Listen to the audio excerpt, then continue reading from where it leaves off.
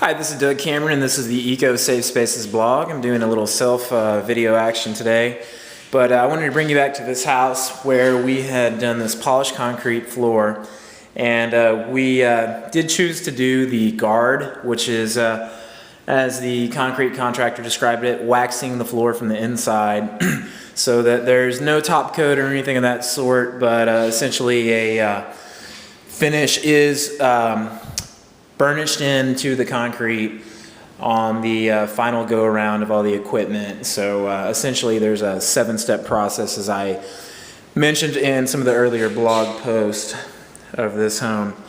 And anyway, it came out beautiful. It looks really good and almost glass-like.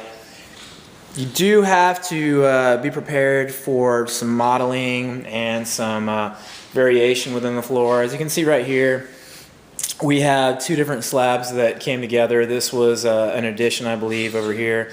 And as you can see, the aggregate got exposed quite differently than right here. And we also have a line right here that you can't do a whole lot with other than decorate and dress up or something to that effect. But anyway, that's a good place to put an area rug, in my opinion, or just leave alone and be okay with.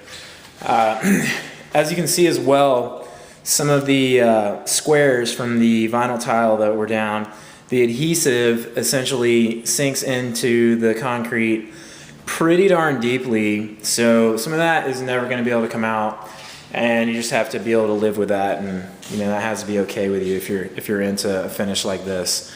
But anyhow, we are very pleased with it. The floor came out very cool, again, in my opinion. A little bit different in different rooms. As you can see over here, it looks kind of different.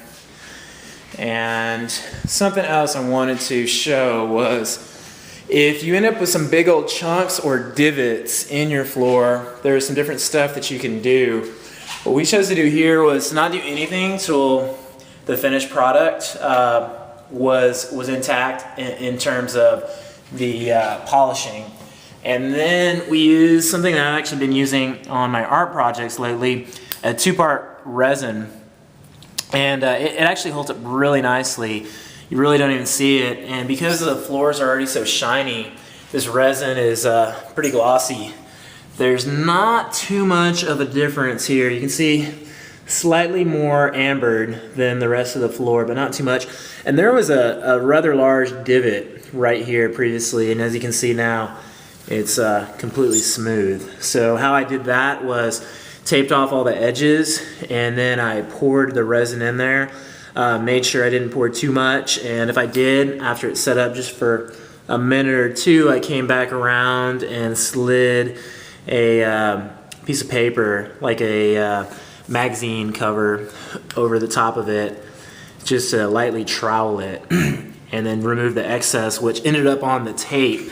And then I very carefully removed all the tape, and I did that to probably 15 different locations within the house. Here's another one.